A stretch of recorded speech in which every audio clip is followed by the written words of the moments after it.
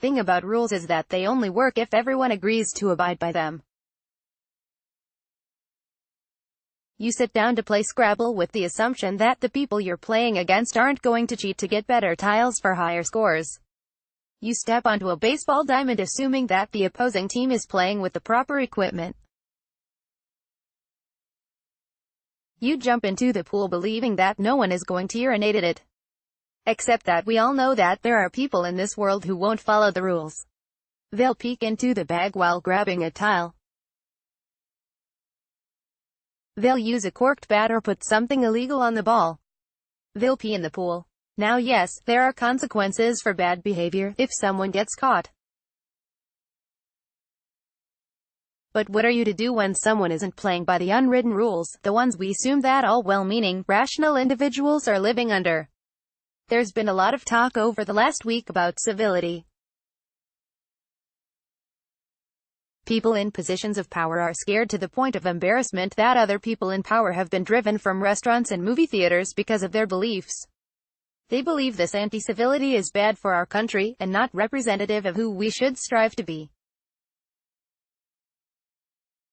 Normally, this is when I would tell you that these people, while misguided, are well-meaning, high-minded individuals who think the only path to a better tomorrow is through finding ground with those who disagree with them. But we aren't living under the old normal. These people aren't well-meaning, and their arguments are complete bullshit.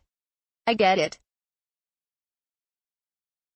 When Michelle Obama said, "When they go low, we go high," it made those on the left feel good about themselves. Not only did they have the right idea on how this country should grow, but they had the moral high ground as well. And those with the moral high ground always come out on top. Except when they don't. The right went low, and the right won big. And ever since then those who opposed the right have been fighting off their back foot, getting pushed around by a man who, despite what the shirts his supporters wear claim, cares very much about your feelings. If he didn't care, he wouldn't try to hurt them so often. And this is where we are today. The party in power is using legal kidnapping to fight a border crisis that doesn't exist, and the other major party in our democracy wants those dedicated to ripping families apart to be able to have a quiet night out on the town.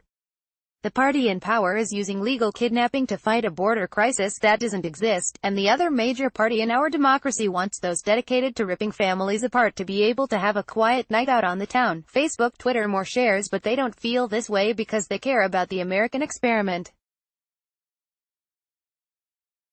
They care because they worry that one day they'll get asked to leave a restaurant or a movie theater. They've got good lives, rich lives, and no person with a good and rich life deserves to be treated the way that minorities, be it racial, sexual, or religious, get treated in our society. They would rather stand with those that would put children in cages because they know they'll never be put in a cage themselves. But what they miss is that the rules have changed. No, it's not that we used to live in a more civil society, it's that the people who broke the rules of civility were better at hiding it. They'd say the nasty things about people they hated behind closed doors, and if they wanted to say them out loud they'd find a proper patsy to do it for them. But we live in a world where the President of the United States of America regularly insults citizens of his country. Where his press secretary uses an official government social media account to call out the restaurant that asked her to leave, even though she's part of an administration that thinks businesses should be able to discriminate on the basis of who someone chooses to love. And you'll say, yeah, looks at these hypocrites. But that's the point. That's been the point all along. If you want to fight, if you really want to resist, you have to stop acting like you're fighting a fair fight, because the other side stopped fighting fair a long time ago. And if you think that the path to making America great is through being nice while you're regularly insulted, the good news is that your life will probably be fine. You're likely rich, likely white, and as previously stated, likely to never end up in a cage. But there are a lot of people out there that aren't that lucky. And they've known what has always been true. It's never a fair fight when one side wants you dead. Civility is dead. It could never survive in the age of the internet, and it's foolish to pretend that it still does. The powers that be in the Democratic Party are going to continue to ask you to go high because going high doesn't hurt their bottom line. But how valuable is a moral victory when people still end up in cages?